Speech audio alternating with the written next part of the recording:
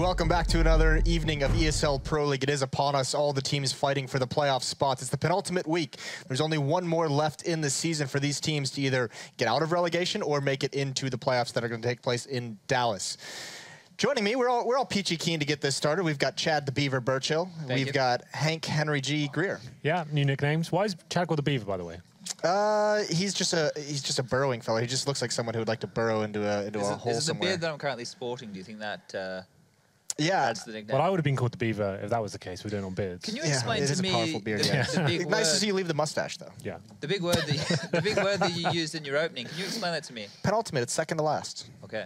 You not heard that one before? No, I haven't. Oh, okay. I don't read a lot. Well, between you not hearing that word and you not having banana bread ever in your life before yesterday, I've never had banana we've bread, had a lot of firsts this week. Yeah. Let's check out the standings, though. We'll get off that one. This is North America. SK Immortal still on top, and you can see the green highlight on SK indicates that they have locked their spot for the playoffs. I mean, they're definitely first seed, but they're definitely in the playoffs. Yep. Still vying for a spot out there is Luminosity, Misfits, Renegades, all with 12, just one win behind Optic Gaming in that 6th slot. Just to point out as well, obviously it's European versus NA in the playoffs, so the seeding does really matter coming into the actual finals itself. Yes, it will. It will alternate, I believe. And we'll go over to the European standings where there's a lot more going on. So we're going to take some extra time on this one. You can see at the top, North has locked their spot in the playoffs. North, G2, Mousesports, Astralis, Na'Vi, FaZe. We have Fnatic still with a chance to get into the playoffs. I think most of those teams right in the middle have a chance, but they have to rely on those other teams losing.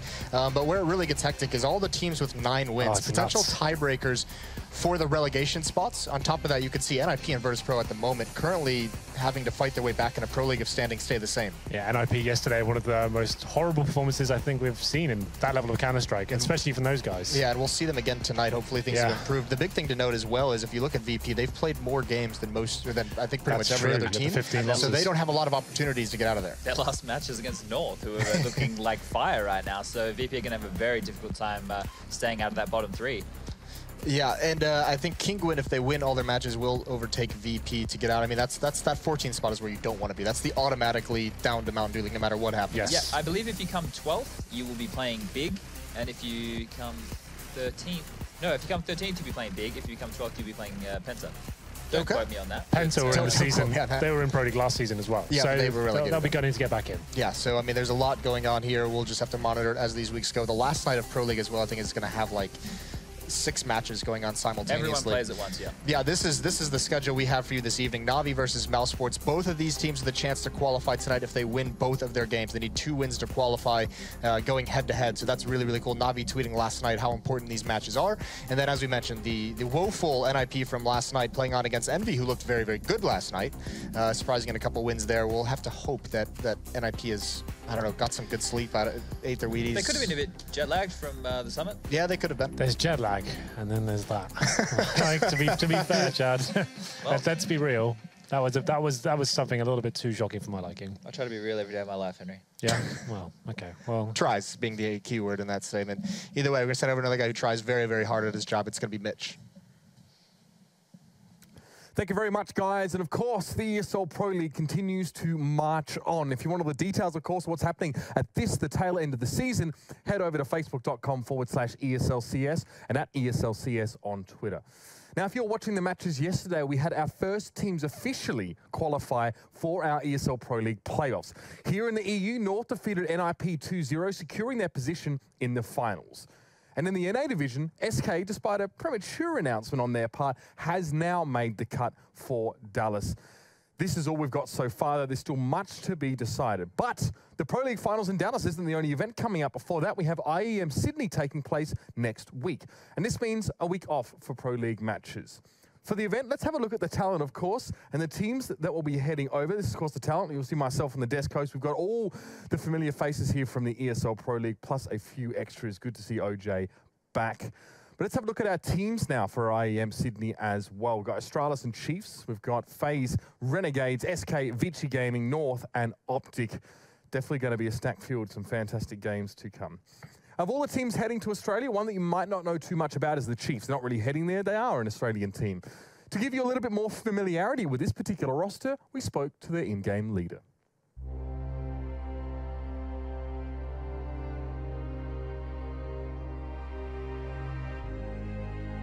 Hi, I'm Tux from the Chiefs. I'm the in-game leader and captain, and we'll be playing at IEM Sydney. Just knowing you're playing against T1 teams, just seeing like your team's logo against Astralis and FaZe and SK is honestly awesome. Like people you look up to, it's incredible, and I can't wait to play them. We're 100% looking for the win against Astralis. Like, we're not going to go into any game looking to lose. We're going here to make the stage, make the VO3s, make the semis, play in front of the Aussie crowd, because that will be incredible. If we do get to the stage, I think nerves will hit us then just because of the crowd, but I think because it's an Aussie crowd, they'll be going for us and we'll feel it. I'm not sure how else you can describe it. Just playing in an arena or even being at the arena watching it, like if we start hearing like an Aussie crowd cheering for us, it will be incredible, I think. This is 100% the biggest event I've competed in for sure. I'm not sure how many more opportunities I'll get of this, so we're trying to take absolutely everything we can get to make sure we go to the stage on Saturday and Sunday. We're really looking for the top 4. We don't want to waste this opportunity at all. That's Tux sounding awfully optimistic about his chances. Very optimistic, I have to say. I couldn't even hold it in. Astralis first game. Yeah, you can't say, we know we're going to get wrecked. Okay, first of all, really say that. we've all been young. We've all been naive. The 3 of us are quite jaded individuals. He still has a while to go to get there, so let's let him have it. No, I do like his statements. I mean, obviously, he said all the right things, all the things you're supposed to say. But exactly. Yeah. We do pretty good PR in Australia. Do you? Yeah, I'm a prime example of that. Yeah, I've seen some of your streams. You have a very, very good... Broad vocabulary. What's that? Very broad vocabulary. Yeah, you do. You use very few words in many different ways. Colorful. Yeah, colorful is a good way to put it. Either way, now we're going to have Mousesports taking on Na'Vi. This is going to be a very dangerous matchup. Yeah, considering it's Nuke, Jason, this is such an interesting map for it. Oh, go on, Chad. Before we get stuck into that, Hank, should we ask Jason to tell us what the stakes are here in this little best of 2 we have tonight? Both of these teams, actually, I mentioned this in the intro already. You might not have been paying attention, but both of these teams going 2-0 tonight. Yeah, I would like to hear it again. Reiterate. Go on, man. Do it again. Both of these teams, they win both of these matches in this, they qualify for the playoffs, so they're in. Okay, so they need a 2-0. Yes, they needed 2-0. Just to clarify for those playing at home, a 2-0 is required for either of these teams right now to qualify for the playoffs. Yes. Okay, I understand now. Good. We can. Sorry, Hank. I'm sorry that I. Well, they don't need to get a 2-0 to qualify. They can qualify at a later date. They can do it the next game as well. Tonight they can do it. They can be the second team qualified for the region. You're making it sound a bit very too weighted. Well, here's what we can check out. We can check out Dennis's stats ever since Tico's departure, because he's been a monster for this. This is kind of interesting, right? The fact is that when he was under the kind of leadership of Nico, you could see those guys like Dennis and Speedy. They really dropped off in terms of professional players. They looked at the worst they'd ever been. They were still getting decent results, right? Because overall. Nico would be ultimately carrying them. I'm sure we're going to click on the image momentarily. I hope so, because this doesn't really paint a picture. This seems like a okay, we don't have that apparently. Well, if you see in the top left there, that little tiny guy, he's squinting hard. Hold on. You can kind of make out. Basically, what it's saying is the moment Nico left, he went from red stats, like 0-1 rating on HLTV to +1 rating quite dramatically. And Chad's got it up there. I'm not sure Mr. Producer would like to bring up my my monitor right now. We can show everybody. Okay, but anyway, just in case, let's talk about why that might be happening, right? You and I actually touched on this when this move first happened. We said that there's going to be more room for players to potentially step into the light. You know, they don't have Nico getting upset with them or doing whatever he wants, and everyone else has to kind of do the bad roles. And Dennis has done exactly that, right? It hasn't gone from, like, he's not a superstar carry player now, but he's a contributing member now. Yes. Well, the reason behind that is, well, the reason I theorized is when you've got someone like that who's considered the world's best player and he's like, everyone's trying to pick him up, and obviously they feel like he's like not in the correct team for his level of ability. You might be thinking, okay, I don't want to upset him. I don't want to do anything wrong. I don't want to step out of line, right? So here you go. Here's the rating. You can see exactly lots of red, and then above that it starts going. That middle line, it starts going black. A few more blacks in there. Instead of just all being red, right? So that's the point we're trying to make. The reason I'm saying that it's important once Nico left is they become more of a team at that point, not relying on one individual and not trying to upset one guy, just trying to actually hold himself as a unit, and he might have a bit more confidence to take some picks and go for duels instead of just hiding back in one frag position, just trying to hold his own. You know? Well, here's the question. I mean, yes, Dennis, obviously with Nico's departure, there's a lot more space for players to operate on an individual level. But I mean, when you look at Nico in this team, how do you not have that same success when you have Nico creating that space in the actual server itself, getting 30-some kills, 40-some kills? You're scared to take duels, right? So it's great he's finding frags. If you're not winning the rounds, it doesn't really matter that much. You might be finding 2 or 3 kills a round, but still everyone's cowering in the corner because they know Nico's done most of the hard work in the round, and they'll be hiding and not actually taking duels. And that's why Dennis now, he's actually got the ability to think, okay, I'm actually take a risk here. I'm going to take a duel. I'm going to actually take an aim battle here. And you can see the likes of Robs coming in obviously helps out the team tremendously as well. Another a boy wonder. I'm sure we'll touch on him going into this one. But I think Dennis has more confidence overall is the point I'm trying to make. And to build on this specific map, Dennis is the highest rated player in this team on this map, right? But let's put first map being Nuke. Yes. Let's put that in a little bit of perspective, however. This season, Mouse have lost 8 games.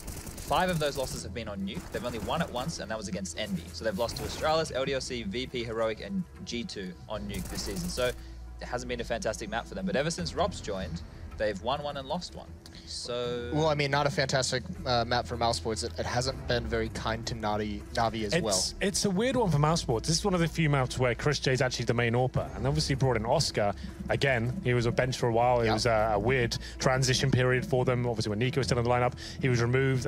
We weren't really 100% sure as to why that happened, but he's back in the lineup now. And he does AWP majority of the map pool. But for this particular map, it's Chris J. And they don't have that much success on the map overall, which is interesting. You think when you've got this superstar AWPer coming in, he'd be AWPing across the board, like similar story for NIP and Draken, for example. And it's just one of those maps that doesn't seem to click for them, and it seems to be coming up time and time again in the Pro League, and they're consecutively losing on it. So I can't really explain as to why that's going on. Yeah, when the stakes are so high, right? This is not a map that's synonymous with either team. Navi aren't a team who have had much success on this either, and you look at why that potentially is. This isn't a map where you can do color by numbers on the T side, right? We take this area, the CTs react like this. We take this area, the CTs do this. You can't do that on this because there's so many reactions that can be made. There's so many flanks that are possible, so many positions that they can peek from. You can't clear everything at once. And that's why Simple is actually, I would say, the best player for Navi on this map because he's more of like a brawler, right? Like he just gets stuck in. He loves those kind of, that environment where he can just drop in and grab a couple of kills. Lots of gut feelings and like knowing, hearing sound cues and just taking battles where he can. It's definitely one of those sort of maps. And you can see why Simple is actually one of their biggest performers. Even in the losses, he seems to be finding 30 frags. I think they played against G2 in Pro League maybe the week before last, and they like lost 16-10, I believe, overall. But their T sides have always been really poor. That's what I've watched. The T sides have always been very bad on Nuke, especially. They look very flat.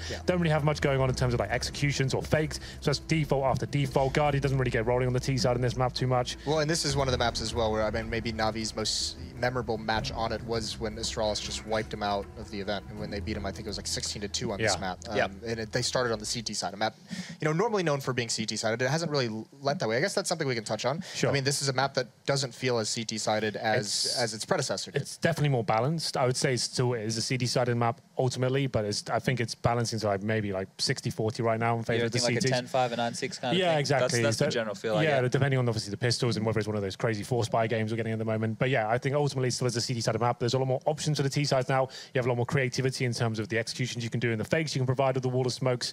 And obviously the catwalk being able to get up towards heaven now as well. That's obviously I think that was great. I think that was actually a nice addition to actually make the CTs think a bit more instead of having standard setups every single time. You have to work what the nuances of the opposition are doing and how you can adjust and actually fight them off, Jason. And I think stuck the landing there.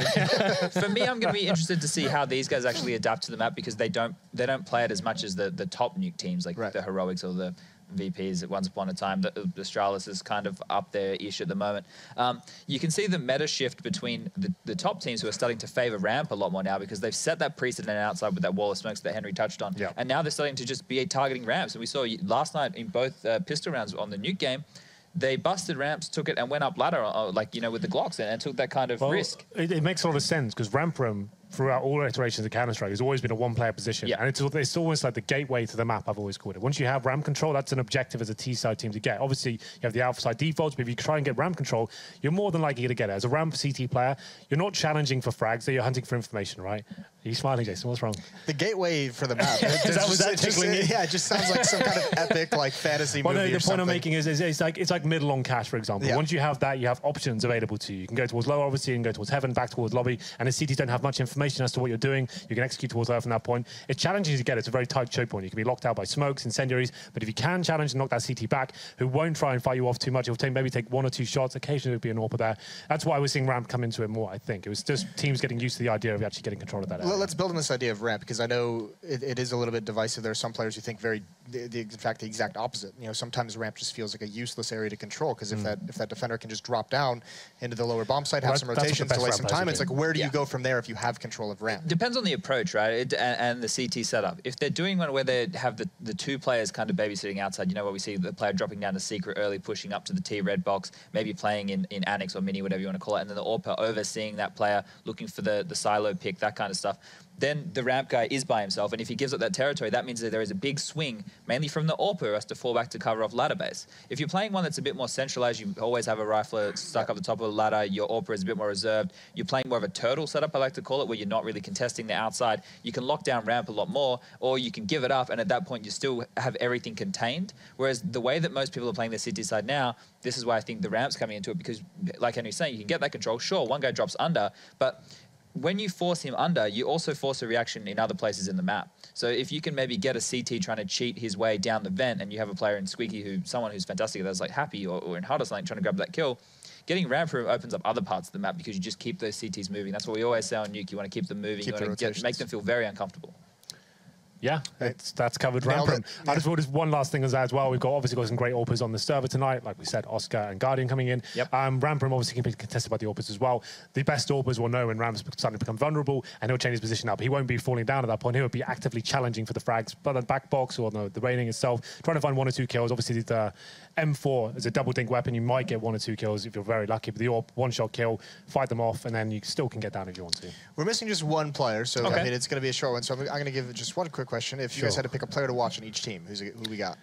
Simple for Na'Vi for sure. Like he seems to. That's an easy one. That's a little bit of a layup, isn't it? Yeah. And then I'm going to go Chris J on the Mouse side as well. Obviously, like I said, he's the AWPer now. It's a bit more pressure on his shoulders. Was the main AWPer for Mouse for so long. Oscar coming in, time to dust off the sniper rifle and see whether he's still got it. I'm not. Yeah, maybe some might say that. Not me. I'm not convinced it's the best setup for them right now. I think when you've got a world-class AWPer like Oscar on your side, you should be utilizing that. Chris J's a very good rifler, but yes, for me, watch him and see if he can perform tonight. Chad, players to watch? Rops. Yeah. It's a good call as well. What about Na'Vi? I would have said simple as well, yeah. Yeah, that's, okay. So yeah, there's a lot of star power. That hasn't taken us quite to the server being full. So. We can talk about fantasy just quickly, Jason, talk about fantasy. It seems to be a 2-horse race, doesn't it? Yeah. Yeah, but let's talk about the most important thing I've seen. Henry has moved from last. He was feeling like he had a lack of motivation in the fantasy league just a few weeks back, and look at the smile on his face. He feels like it's really gotten back into it. I just want to beat Jayton. 140 points behind him. You're not going to beat me. I've only got 2 weeks left. If I have another blind or a week like I did this week, gone from 800 to 1,000. 1 day and a week. Yeah, 2 weeks. I mean, we're operating on the assumption that like my fantasy team is just not going to gain any points. So yeah, stranger things have happened. You know, we'll see what happens. Maybe a bit of sabotage in there. You never know. Yeah, is that what it's going to be? Gloves will come off. Just a technical defect you'll find in the system. Do you want to use all the good filler topics we prepped in the pre-show, or do you think we're almost there? I feel like we're almost there. That's the goal. Oh my God! Guess what? We are just there, just now. So we're gonna give it over to your casters. It's gonna be Pansy. It's gonna be Uber. Thank you very much, Moses. Yeah, always a dig at the fantasy. I'm glad they're not talking about who is sort of sitting down the bottom of the table there. That's glad to spare us from that one. But I've still got Kusta to come through tonight, but I think Chad's got someone else, and I think he might actually have him in his lineup as well. So yeah, it's tough for me. I took a gamble this week. I brought existence. I brought existence in against North just on a whim, really, based on his last week. And then I put Sticko in thinking that Mousesports would actually lose to Hellraisers. That one was a 50-50, Lawrence. Sometimes you just got to go with your gut. It didn't work out, but that's fine. One player we didn't actually hear mentioned, which I find really interesting on this map for Mousesports, who I think is important. And we talked about Dennis at the start of the segment, but his role on the CT side of this map is actually really interesting because he does play that aggressive, T-red outside play, really trying to make sure that Na'Vi can't easily get into secret or to gain control of that annex area. So I'm looking forward to see how Mousesports are using Dennis in that way as well, and what the answer is going to be from Na'Vi. But that's another thing to watch there as well. We've got a lot of things to watch on this map, Lauren. A map, of course, that, maybe doesn't decide the fate, ultimately, of these two teams. Like we were talking about before, 2 wins here will guarantee a team qualifying to the finals. Yeah, it's, excuse me, it's important times for both sides. Both are in pretty good positions, but we've seen that anything can happen at this point, and you just want to get yourself, 100% secure as quick as you can at this point. Now, this is not an easy matchup for either team. Both have their challenges here. Mousesports, for me, I'm looking at them. I'm looking at Dennis. I want to see how well he plays again. You highlighted already. It's quite a specific way he plays that CT side. Won't get to see it yet. They'll be starting up on the T side, it seems, this time around. That means eyes towards who's ever going to be AWPing. It looks like Oscar does it occasionally on this map. We've seen Chris J pick it up. But then I want to see Robs as well. How's he fitting into this one? And will it be the passive AWP play, around the map or on that CT side, or will it be a bit more direct? Anyway, pistol round now. Mousesports going to be coming in here. They just bought Glocks and armor, Lauren, straight to upper. Yeah, and they're taking the fight. It's a bit of a vent dive, though. It's Rop's taking the fight through the hut, and the rest try and go down, but actually, LOL stuck around for a little while, and it didn't go so well for him. The last two players standing for Mousesports are Oscar and Rops. Now, one's down the vent, and Flamey's already found Rops, who was at the ramp. So this is kind of fallen apart. It's just disintegrated as they tried to make their piece happen, and, well, it's left Oscar in a very tricky predicament, but a nice shot there towards Flamey. Puts Oscar at least in the 1v2 situation. Flamey was really quite a nice stalwart member there for Na'Vi on the bottom side as the vent dive came in. He picked off 2. Wasn't able to get any more than that, no one. Oscar's probably happy enough with the damage he's done, but the bomb needs to be retrieved briefly.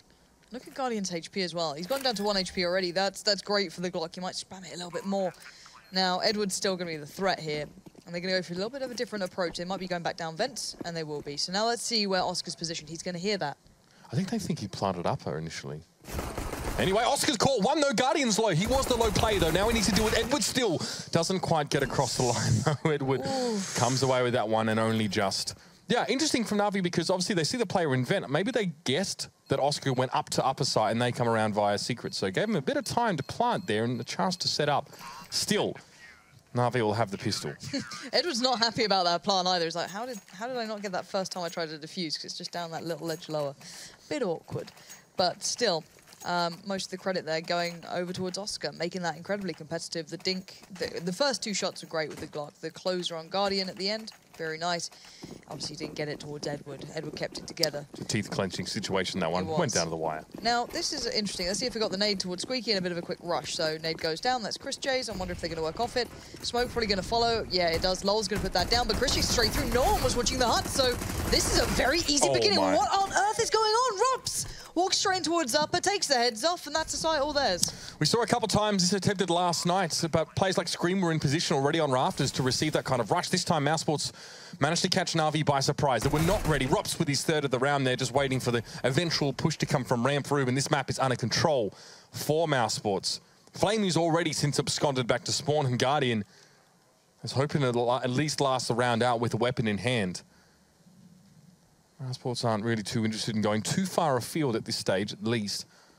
Although Oscar has salvaged himself a rifle. It's a very high value round for Mousesports. To lose no players, to get a plant and potentially get a win, that would be really good. And they all run back to spawn. If you're Na'Vi, you're a little frustrated at that one. You know, you're looking at... Yeah, it's whose job is it basically to watch the hut push out? Because they got 2 players out there, I'm pretty sure. No one challenging it. Let's watch this again. Yeah, straight through. No one up on the rafters. And Rob's like, oh, this is very nice. Oh, lovely. Yeah, Edward, no worries. Yeah. Every day of the week. So, and the problem is now for Na'Vi that their money's very weak. And even though they can fashion a buy together, you've got no mollies, you've got no nades. You do have a kit, you've got the UMPs, you've got 2 rifles out. That's fine. Firepower's good.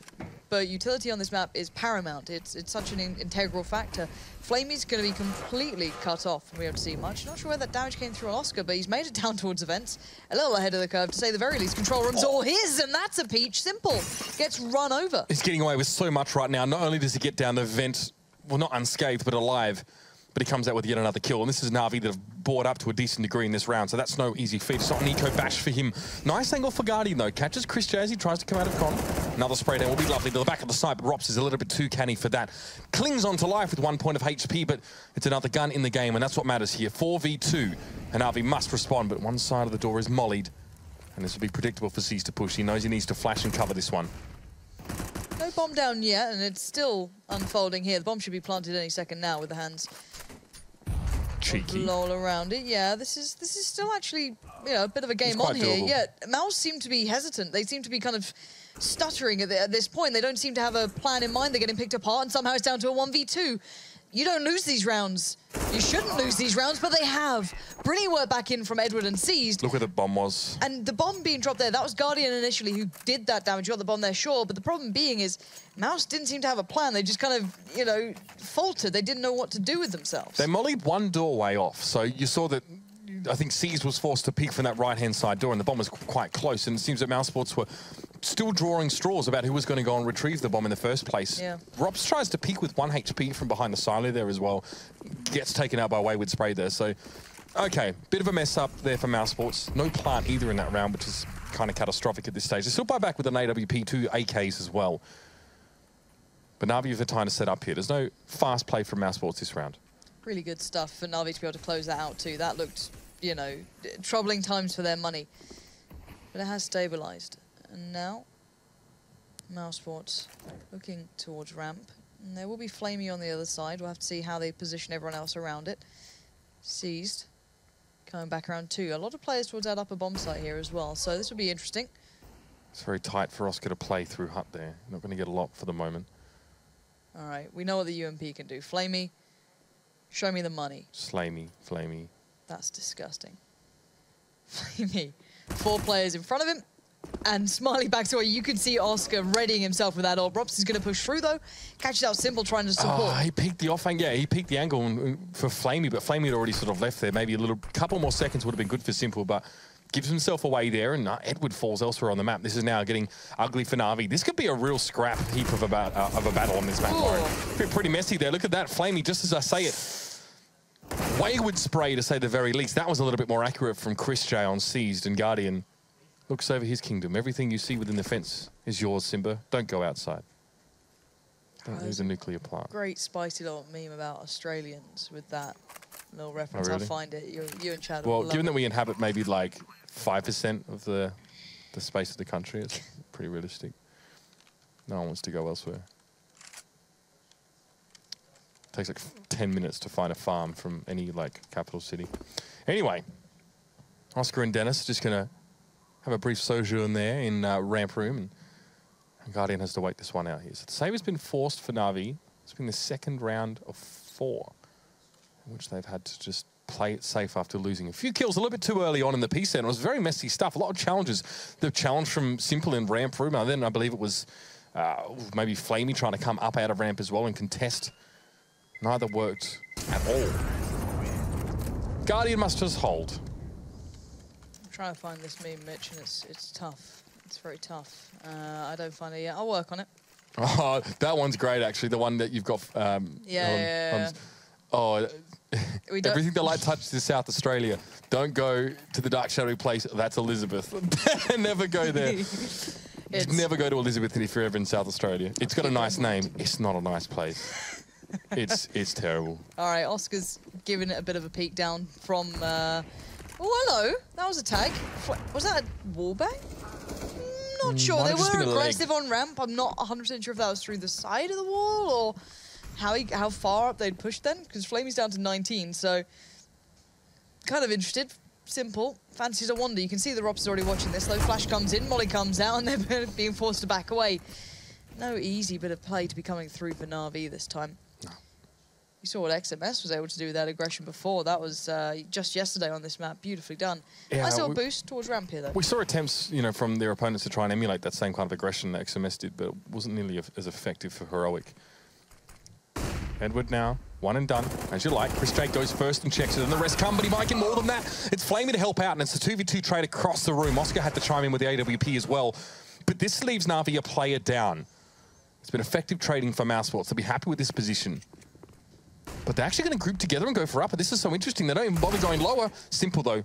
Can't derail them with that Desert Eagle, and Seas now needs to chime in. 9 bullets left in the chamber, not enough to deal with 2 players, and Oscar sends an AWP bullet his way. Well, Mousesports, for me, it was more how they dismantled that crossfire that was setting to play on ramp. I think Flamey was trying to be played in, basically. He only had 15 HP, so he was going to play off the contact of, I think it was Edward who was up there. I'm not 100% sure. But yeah, he only managed to find one. I think he only had the MP9 as well, so it was always going to be limited. But Mousesports didn't lose too many players during that. They didn't let anything slip from it. Now, Na'Vi, all the nades, you just got to see where they're going to put them pretty much at this point. It's all towards the outer area. So the 4 nades they had, all put down. You can still see the lines kind of through the map, and no one really there. So they're going to take the hit squad elsewhere. The pack of wild animals is going to be going towards ramp. 4 players here now. This could be problematic for Mounds if they don't stay sharp. And actually, the nade does land. And look at the damage he's done as well. Christian and Dennis very, very low, and Edwards finds Dennis. This could be way more of a problem than it should be. It looks like Mousesports have actually gone to Elizabeth in the end. Lose some health and their hubcaps as well. They're down to 3 players now. Now onto the upper side, though. Simple may not have been ready for that because Chris J comes in with a second. Guardian completely flummoxed at how Chris J managed to get there so quick. I like this from Mousesports. This early foray into ramp room, and then they change tack completely. They go for the upper side. This is now the second round that this has worked for them.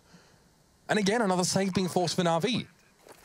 They cannot read Mousesports at all at the moment. Now, Mouse are playing as a pack, and it's working so well.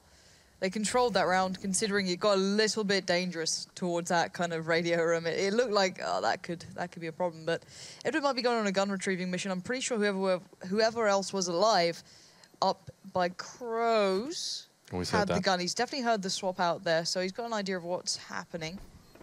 Spots out one, doesn't hit it. That's a problem. The gun recovery mission might be over as well now. Don't know how much he's going to be able to get away with. Yeah, gets no additional. Does keep the deagle, and he's still looking around for anything he can, but for now, he might just get out with his life. This is like watching you play Battlegrounds with a bad loot table. There it is. Finds it in the radio room. I don't complain about loot, all right? I'm happy with anything at this point.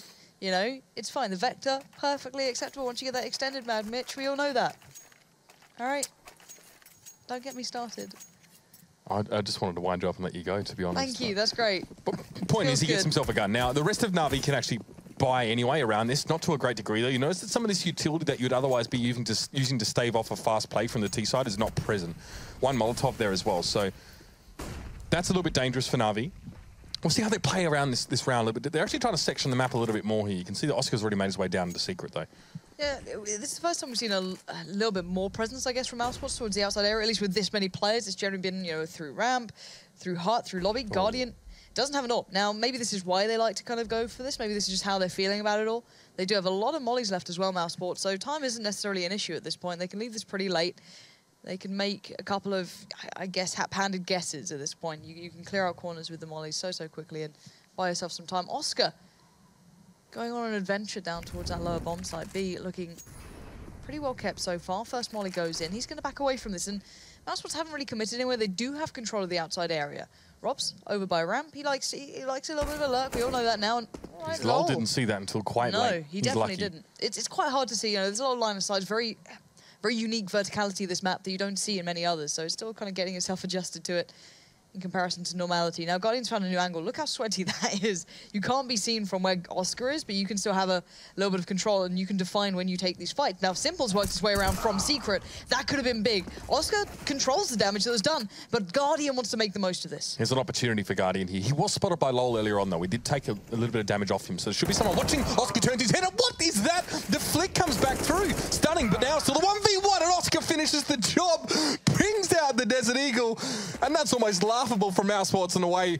That should have been Na'Vi's round. Given their positioning, you can see Flamey, he really made it costly.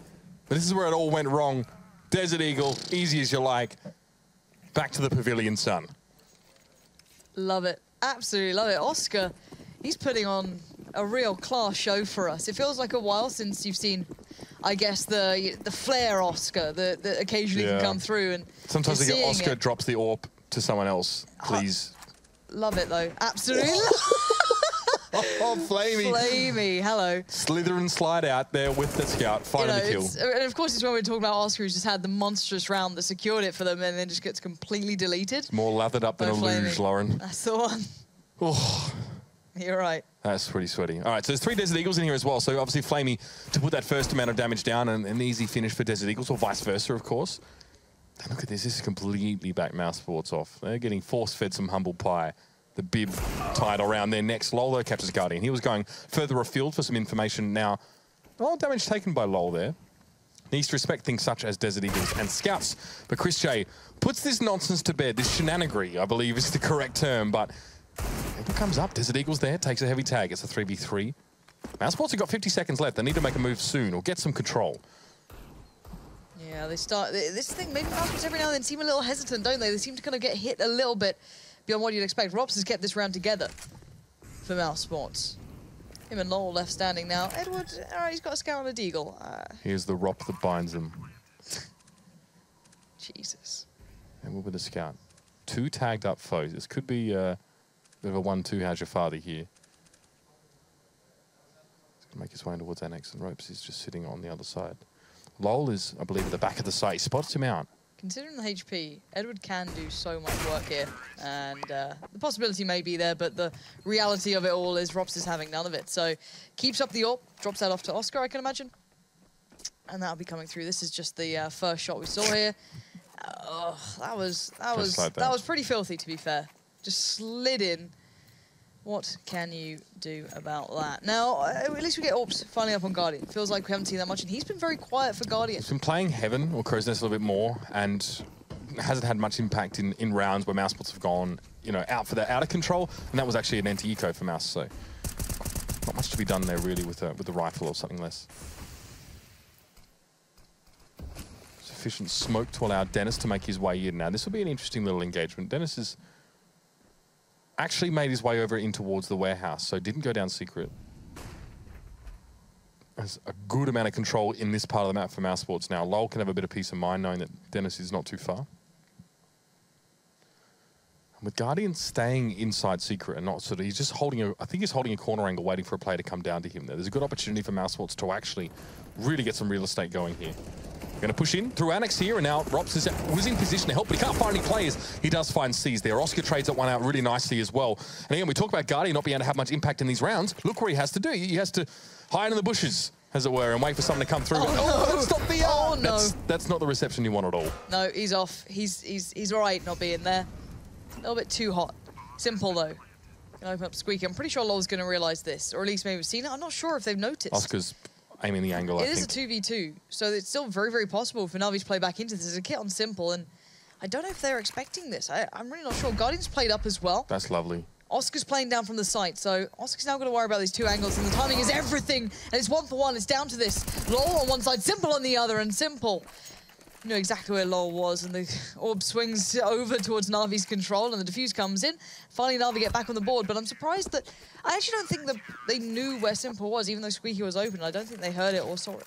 Yeah, all I could say is that I saw through the X-ray that looked like Oscar was pre-aiming that corner. I know he moved over towards Hut there as well, just in case Simple showed it in the window, but Lowell, not the first time that he's actually made a meal of, you know, one of those 1v1 situations, or maybe more of a intense situation with more riding on it there. So we'll keep an eye on him, see how well he can manage himself. But Mousesports out to a 6-3 scoreline right now, and this is a fast play. I've seen a lot of these just fall flat on their faces, but let's see if they can catch Na'Vi before they set up. No, there's a player up top, and they don't trade out effectively. Seized with that double, really going to make this one hard now for Mousesports. And Guardian holding a close... What is going on with Guardian? He's having an off day and a half, and C's gets overwhelmed. What is going on? How has this gone back to a 2v2? How have they got this far? Simple's got a good angle, but gets smoked off. And timing not on his side, but he's going to go through this. Push the smoke, Simple. Do it. Give me some of the NACS. Goodness, oh, it works out. The back of Oscar was turned for whatever reason. What are you doing? This is a very weird round. I have no idea how this is playing out the way it is. To get down to the situation, you thought that C's had done everything, and then somehow Na'Vi feed pretty handily, and then Lowell gets gifted a gift from heaven. Yeah, I mean, but how can you... you can't really quantify a situation where someone like Simple is going to push a smoke there. You know, he's in a 2v2, he's like, I'm going to go for this. It's just him peeking down vent like that was an interesting one. It's like, what are you up to? Lowell sort of finds him through the metalwork as well. And now this is all timing. If Flamey looks in the right place at the right time, he's going to try and... Yeah, he's got an angle, he's seen it, and there it is. He was looking towards Crows every now and then, looking back, checking between the two, and simply enough, Flamey looked at the right angle at the right time. Now, the money's still pretty low for Na'Vi, but they can fashion a buy together. You know, Guardian's going to be dropped out. He can drop a UMP back over, so that's going to be, sadly, Edward who's going to have to suffer with that one, but it's not the end of the world. Is it really suffering, Lauren? No, because the UMP is OP. We just saw the player on Hut. I think it was probably Edward. Seized. Seized just shut down there pretty comfortably with a quick double. For the guys pushing out a Squeaky, I don't know. You know, the upper rush from T's, especially against a team that's, you know, bored up a little bit, doesn't really seem to work. The vent dive's in progress though, Edward. The UMP works out. Gets a lot of damage, and Guardian finds the killing blow towards Rops, but still there are players in this lower level. Simple though, he's having none of it. He's cleaning it up. Oscar head first into him, and it's his head that comes off first. The bomb loose as well, and only 2 for Mouse. Head first for Halos at this point. Lowell and Chris J. You have to try and dig yourself out of this, and you just got to hope that Na'Vi makes some questionable choices again like they did last round. Don't think they're going to do it this time. You're going to hear Edward there, but that's no bother. You still have to work through it, and Guardian, you got to be on point to take that man on an already pre-set up angle. William Tell's worst nightmare. 1v5, should I say? And Lol again. Does often find himself to be the last player in a few of these rounds. This one, though, arguably less winnable than his last couple of 1vx scenarios. 50 seconds. The bomb's outside, so he's buggered. In lower levels, yeah. So he needs to get there And that's crawling with Na'Vi players at the moment. So a save is definitely on the cards, given Mousesports bought into this round with questionable economies. Yeah, Na'Vi is starting to go looking as well. Edward's got the bomb. He knows what's up. So Seas is going looking. And at this point, LoL, it's like one of those single-player missions, you know what I mean? We have to try and evade all the It's like Metal Gear Solid. Yeah, he just needs to put a box on his head and walk down the corridor around, and no one's going to notice him even when he's moving. Flawless strategy. That's a game. That might be the plan for LoL here, because every single corner seems to...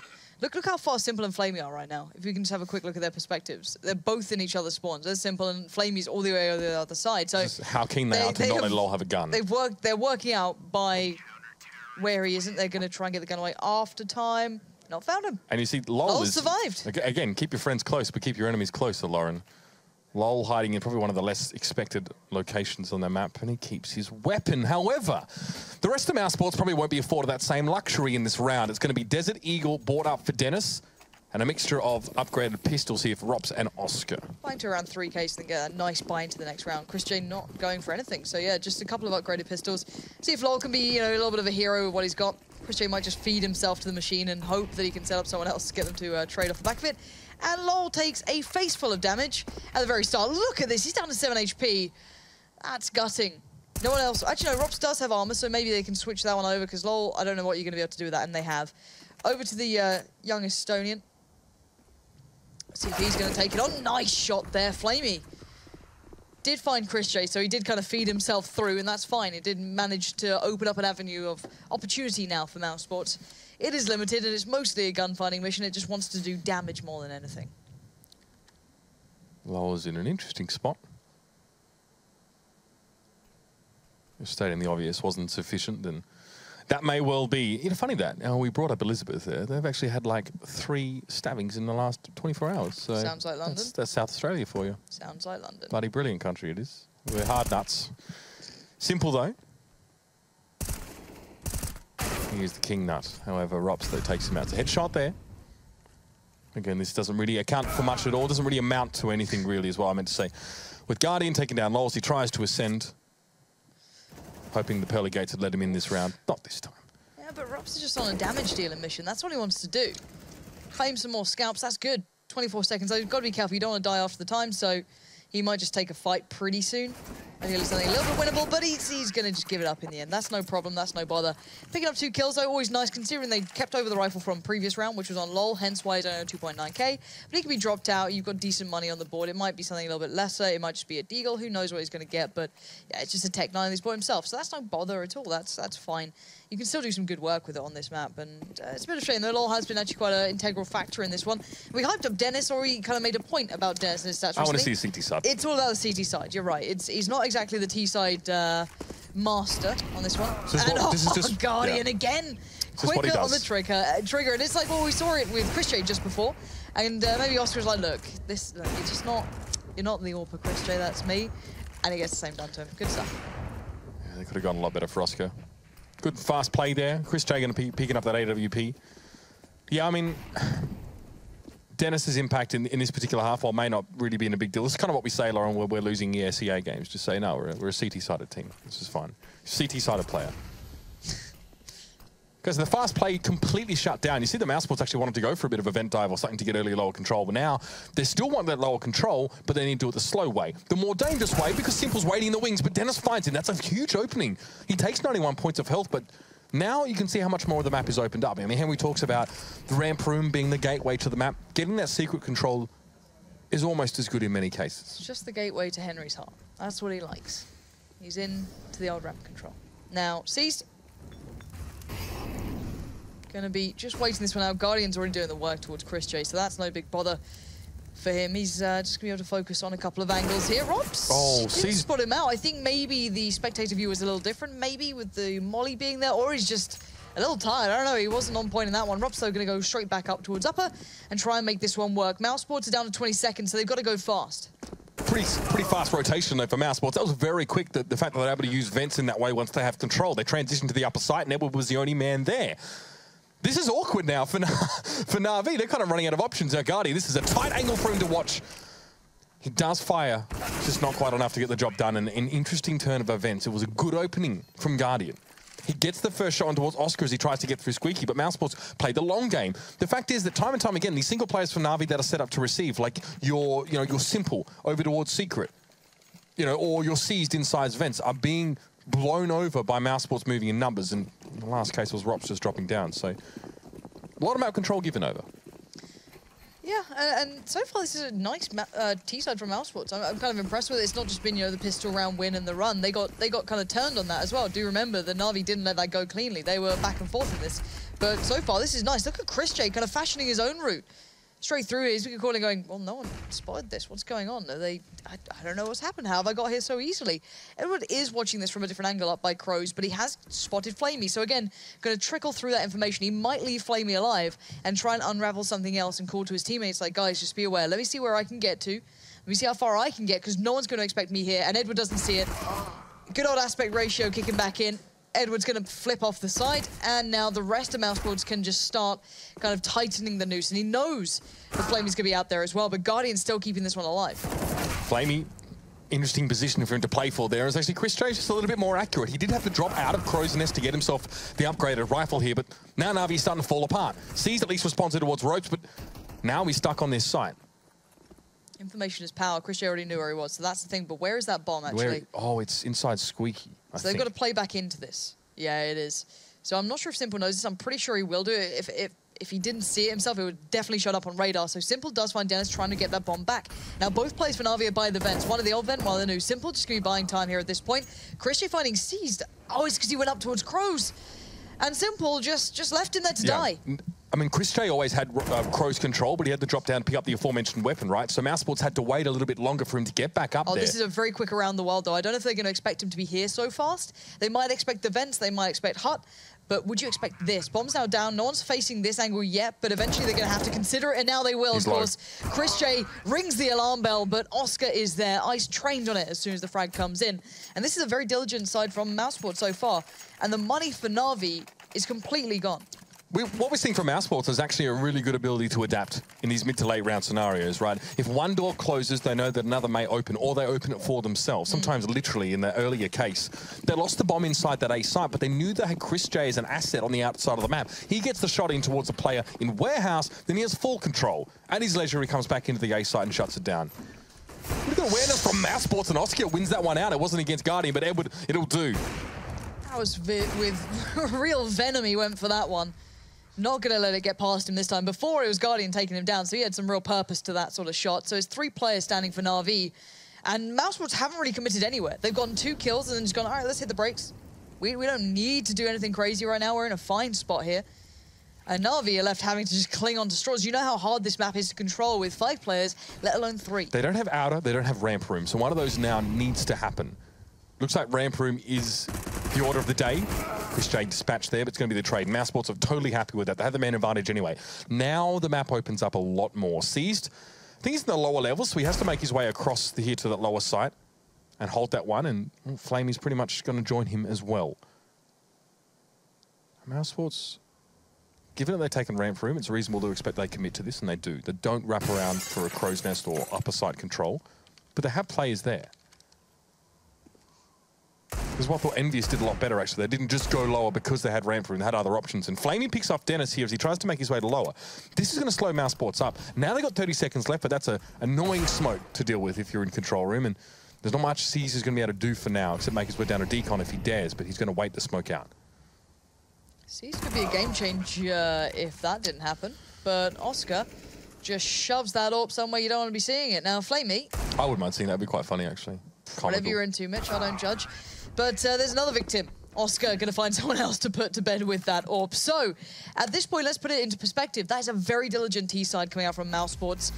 Really, though, we were all looking forward to that CT side. See what Dennis can do. There's so much more to be seen here. I'm impressed, though. That's what we're talking about. Mousesports have lost 5 out of 8 of their games on Nuke so far this season. Didn't look to have Aunt Molly's special sauce, so to speak, of on their T-side up until now. So changes have been good. Let's see what their CT side looks like, or if Na'Vi are going to have a response in kind to keep it tight.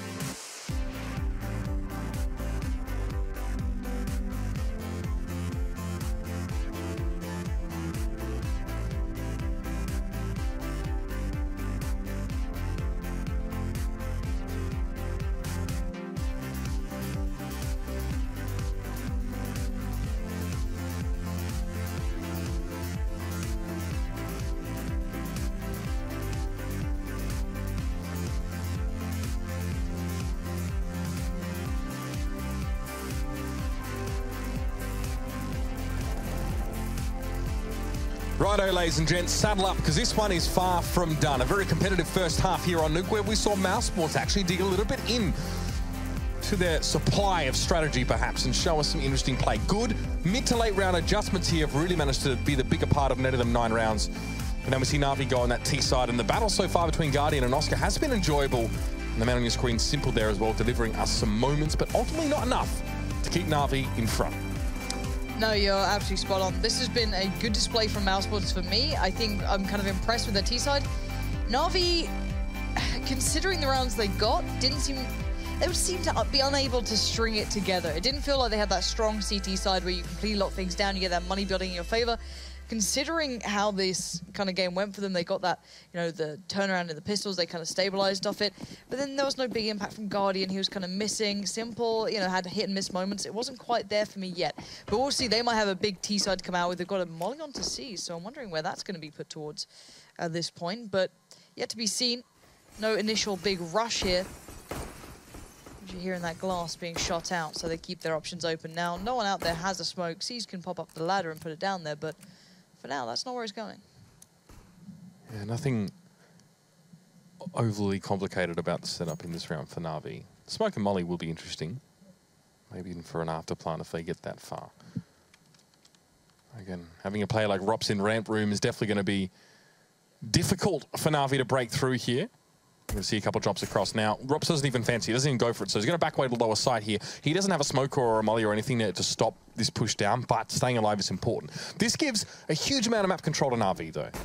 They can get players up in Crow's Nest, up in heaven as we call it, or they can head down to the lower side. Looks like the ladder is the plan. Oh, and Rops is an interesting one there. It's a player on the other side of the room. Yeah, it was Edward. That kind of undid it, sadly. That was a really nice position if no one was there, but I guess it doesn't count. And, ooh, he spots the bomb plant. What is going on? This is a very weird round from Na'Vi. It doesn't seem to be focused at all. They're being picked apart, but at the moment, Seized is holding on, but it's LOL playing it back in. And what is this? It's like looking at a pistol DM at some point. It's bizarre. Guardian now has somewhat of a control in the situation. He wins Doors these. left open. 2 players, one very low. Oscar is 1 point of health. But the bomb's not planted for him. Now he's going to work his way back in and gets completely wrecked. Lol turns around, gets it done. He's the one who had the 5-7, if I'm not mistaken, throughout that. So lovely knife name too. But Oscar, 1 HP. Oh, behave yourself, mate. Some of the things they let through on weapon names, Lauren, I question it. At least it could be like, I think I spent like a whole day trying to decipher what Spitty had on his FAMAS, I think. It turned out it was a noodle cannon, so that was not nearly as exciting as I was hoping it to be. All right, so that was pretty weird. Na'Vi obviously had that early control, but Mousesports were able to encircle. I think that's the kind of round that might give analysts headaches if they want to really take a close look at that one. Na'Vi planted and had to relocate because they realized they were being pressured from Decon, and that's when it all hit the fan. Here's my man, Dennis. I'll play around the outside a little bit more. Do it big. Well, Na'Vi aware of the situation. They got the bomb plant in the first. They're going to forego the second. Pretty much a couple of upgraded pistols. It's not like it's completely without some sort of possibility of a frag or two, but that should be it. Chris J, no stranger to the scout. Going to land 1 and look for more. Possible as well. He's just caught a glimpse of C's. That's going to ring alarm bells for Dennis. He's going to play into it now. Peek out, gets the frag, falls back in. Now Chris J can play back out into it. He'll do exactly that. 2 more players up on the rafters. Dennis is probably going to spot it, if not hear it. And the communication keeps flowing between the two. Yeah, you definitely want Chris J to deal with the rafter players, as for Dennis to sort of spray through the metalwork is not always reliable. Wants to challenge that, though, which I find curious. Flamey dispatches him with a P250. Simple has 1-2. Spots Chris J, forced to back away. LOL. They've got a lot of outside control here. Mousesports up against a team who doesn't have smokes to actually allow them to advance here past his containers. Was always going to be done. Yeah, it's nicely played between, you know, Chris J and Dennis to keep control of it, and then the support came in at the right time. All well-founded. All good stuff. Now, Mousesports know what round's coming up for them. And they know a round they're going to be facing off against. It's going to be Na'Vi with some sort of decent buy. You're going to see 4 rifles, I guess, the Galil coming through. Not fancying the UMP that everyone seems to love there, Edward. Feeling that Galil's still a better option. It feels like a while since we've seen a Galil coming out, but still, well aware of what we're seeing. We've got 2 UMPs left up for Mousesports. They're going to sit on that one, why not? And Na'Vi going to look for every option they can. Mousesports are pushed up quite close, actually, here. You'll notice that there's Oscar playing in. hasn't heard the door go. The Molotov came down first, so he knows that Na'Vi not planning anything on that one there. Later, out of smokes here.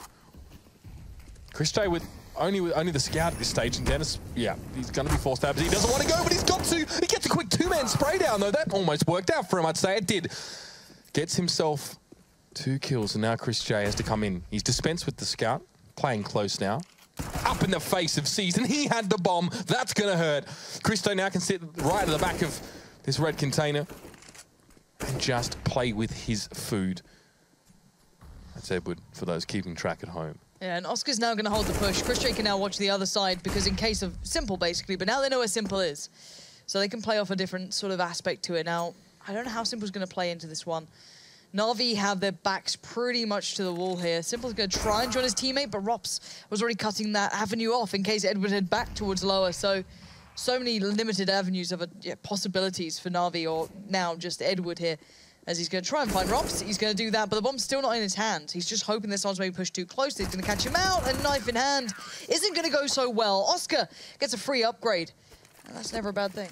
No, that was a really nice correction from Simple there to deal with Rops. And credit to Rops also making that mid to late round adjustment, making his way out of ramp room, down into lower, getting himself ready for Secret. He knew that there was a player pinched there. All off the back of Dennis there. I like this more aggressive play out towards that T-Red. It's nice. Well, it's not the first time we've seen it either. We know that he likes to do it. We already said it at the very start of the show that that's something that we've all been quite impressed with. So again, eyes on it into the later part of the game. For now, though, you're going to see the mollies coming out, burning him alive. A lot of damage can be done towards Na'Vi here, kind of in the blender. And well, Edward does make it out. I don't know how far he's going to be able to go here. Sees has the bomb, and if they get a bomb plant, that's great, but a kill's pretty good too. Dennis gets found, and Mousesports kind of in a shambles here. Guardian as well sneak his way around, and I don't know if Chrisjay spotted him. He's not playing like he has, so this could be important. Guardian just doesn't land the shot on Chrisjay. Might have been a little bit more aware than I thought. Or perhaps even not, but the quick correction, maybe you've just saved him there. Oscar's had an excellent round, by the way, 4 kills. He plays a little bit more passively around Annex there, and he lobbed a lovely nade that really took Edward down to low HP after Dennis was felled by him. So I don't mind this combination of the outside players here. Chrisjay, Oscar, Dennis, not committing to that upper side. We actually don't see Mousesports embed themselves too deeply on it, especially when Chrisjay has an AWP. We saw Oscar play the last few rounds ago, actually play up quite close with the UMP. Now they really vacate the site quite heavily. They don't see anyone hut or on rafters even. They go as far back as maybe Crow's Nest and have a player there. So different round now, though. They're going to push a little bit closer to the lobby.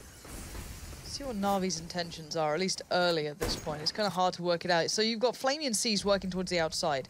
Dennis will be working his way through Secret, and we know that Oscar likes to support him here. The Shadow actually gave it away, but Seas somehow landed that shot quicker than Oscar did. So mechanically, no doubting Na'Vi here, but it's the rest that matters. Simple overwhelms Lol, so that's going to open up towards the upper side. Now Dennis tries to play back in. Flamey is watching this, but gets simply outdone.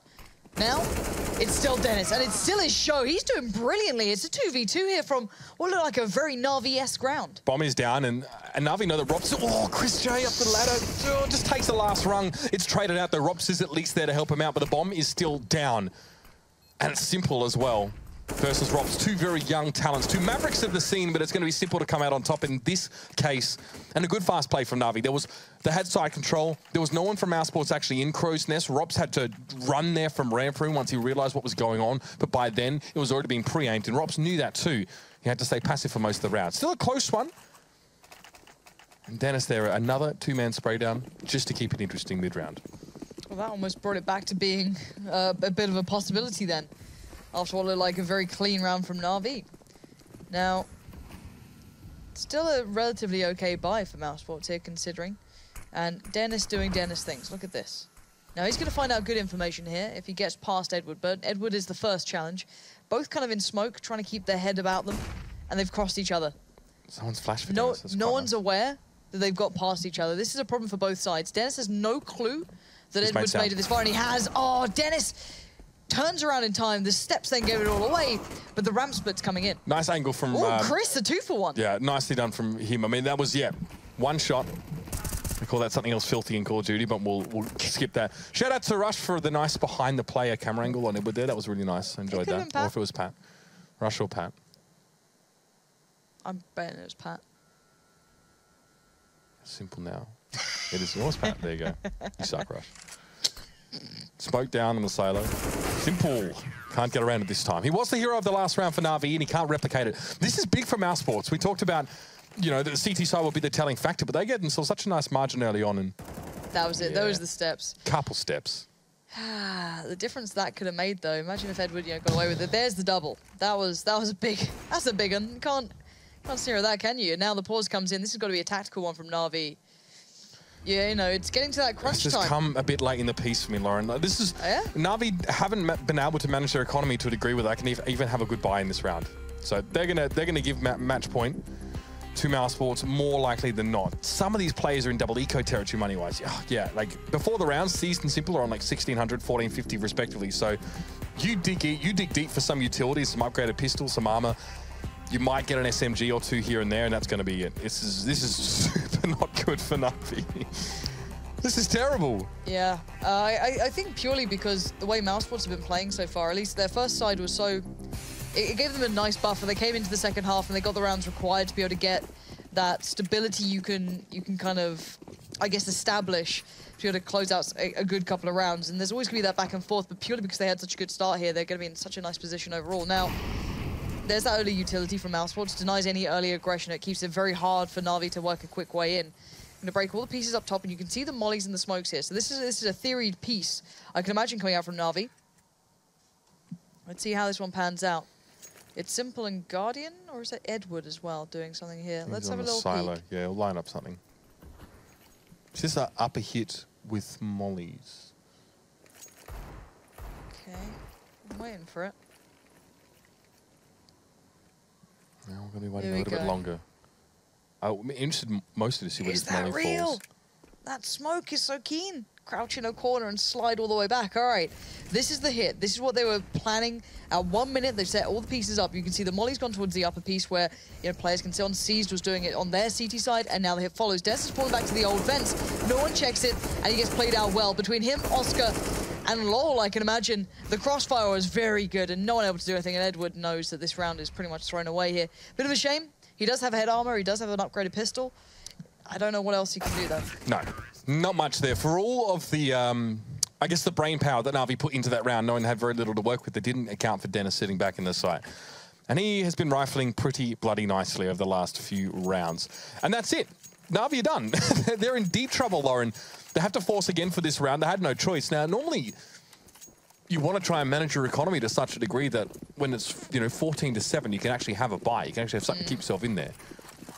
And if you don't, it's often a mistake to put yourself in that position. But it's been a rough. It's been a really rough half for Na'Vi. They've won 1 round from 7. A very weak T side. I was going to use another word there, perhaps not. Chris J finds Caesar. He's trying to get the back of Oscar. Oscar, you don't need to watch your back. You've got Chris J. He still turns around, though. He goes for Flamey, and he falls to him. Chris J with 2 frags for the round, though. He takes a hit there. He's forced to back away. This is interesting. Yeah, Chris J maybe a little scared of the scout now. Just got to be a little aware of that. Flamey's got it to hand, but Rob's in a brilliant position. Bomb might go down, but he can find Flamey and then turn his attention to the side. But Simple was watching. Worthwhile trade or not, that's going to be the debatable part as to how this round then pans out. Simple gets an upgrade, Edward has a decent position, and they've got the bomb ticking in their favor. And really, Chris J, 12 HP and all, quite hard to play in, but there's still Dennis alive, who's had a very big second half here. Here we go. Molly comes in, Edward's got the lineup, he misses the shot, but makes up for it in the second, and closes within that one clip. So they can upgrade all the pistols, and they're fine. It's going to be 15-8. Na'Vi find a very small lifeline to hold on to. Na'Vi play into that round with about 2,000 to 2,500 each. That's very impressive for them to manage to bring it together. We can always talk about perhaps a couple of errors being made there, but regardless, they hang on, they keep some money going. Mousesports are at a point, if they lose this next round, they might be forced to eat some humble pie themselves. So this is a good turnaround. It's a good scenario. Na'Vi, if anything, maybe lacks some utility on a few players. Chris J's not having it this time. Oh, that Molotov really hurt, though. Edward and Flamey ultimately fall to those, even if there wasn't the killing blow. But it's a trade-out. It's an even trade-out. Chris J found C's. There's still an AWP here for Guardian. He's on the side. He's playing very much out in the open. I think Dennis just saw his shoulder there. He's going to flash this one in. Back away. Yeah, and if you're Dennis, you're not sure if he's dropped down vent, but Guardian's got information. He knows there's one on upper. I don't know if he's seen Dennis as well. But Christian's got to be careful, and Look at these positions. Right above him. Somehow Des got up there quietly. Guardian was completely unaware whether to be in the timing or not with the jump. It doesn't matter. Rops shuts it down, and Na'Vi losing out to Mousesports, who've had a very rocky history on Nuke. It seems like everything's come together at the right time. These guys want to get qualified. I mean, and the people, I guess, who were very critical of Mousesports without Nico saying that they struggled this season definitely have been proved wrong. A very impressive performance for Mousesports, but they're not done quite yet. They can still qualify for the finals if they win that next map. I believe that will set them on good stead. But let's cut it out now and head over to the desk here and break down Nuke, the map that was with Mousesports out on top. Yeah, Mousesports with a very strong win there. That was impressive stuff, especially in that first half. And they're on their way now. They've won one match, and as we said at the beginning of the show, if they win just this next match against Na'Vi, they have qualified for the ESL Pro League Finals in Dallas. Yeah, disappointing showing from Na'Vi once again on Nuke. It's coming quite synonymous with their Nuke play. The Guardian has very bad performances on this map. Once again, he finishes on 8 kills after that many rounds. That's actually a really poor performance from him. We're looking at the AWPers on this map especially. Chris J stepped up tremendously in the CT side and didn't really have any opposition against him throughout that T side as well. Winning both pistols, Mousesports set them up for nice foundations going forward. But you have to say, overall, the T side, once again, for Na'Vi, just looked very flat, uninspired, and not really arriving at all. They took the force by battle early on in the first half, right? That seems to be the key point of every analysis section at the moment. We love it. We love the force buys. Back and forth. Why not? Rounds. Everyone loves buying guns. Yeah. I guess so. Yeah, I mean that, and it looked like T-sided with Mousesports. They really pick up the pace after that. Like when Na'Vi didn't really have their economy settled, it was very, very aggressive, very fast-paced on that upper bomb site frequently.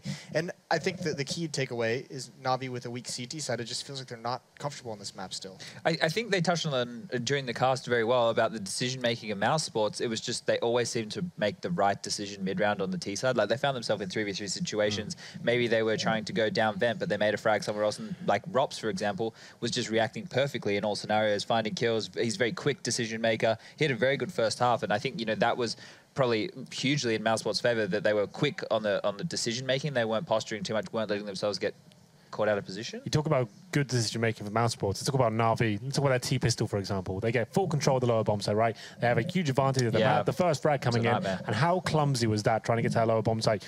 No one covering the squeaky door at all, planting in the open, CTs rotate in, don't actually find a frag in the initial exchange, but you can see how panicked the Na'Vi players were. That's not something you've come to expect of these world-class experienced players overall, veterans of the game, struggling in the most basic of scenarios, getting the bomb down and lower and covering your teammate as he plants the bomb. It has looked a mess overall for Na'Vi on the T side, and I'm not sure what they're doing, playing this map over and over again. I think they've lost in the last 5 times now, losing the Mousesports on it as well. I think there's one they need to start vetoing. The problem is they don't have the luxury of like having cache in their map pool, right? So eventually this has to be a map that they play, because when they get to best of 3s, it's going to get picked against them if they're not very strong on it. So this, it's not great for them. Mousesports, we saw grind out more games in the Pro League this season, and it's kind of paid off for them. With a player like Simple coming in, and obviously got Guardian as well, another AWP-centric map, Cash, I know, right? Would be a map that they've always avoided it for the history of Na'Vi. They've never played Cash. Surely it's time to start. Good bomb site anchors and Flamey and Edward. C's can do the roaming around. I think they would have an amazing team for that. But just one last point, Jason, before we throw the break. Please. I thought the synergy between Oscar in mini, Dennis roaming around, pushing up secret and aggressive outside, and Chris J is perfect outside. The CT half, the way that they play off each other was great. They were always trading. They were always making it very menacing for the Na'Vi side. Yeah, and Na'Vi just couldn't get a grip on this match. And I think we summarized some of the struggles that they are going through as a team right now. Can't play Cash, can't play Nuke, and certainly at the moment it seems like they can't play Cobble as well. So a really, really tough map pool for Na'Vi. When we return, we'll see if Mousesports can qualify for the playoffs with a win.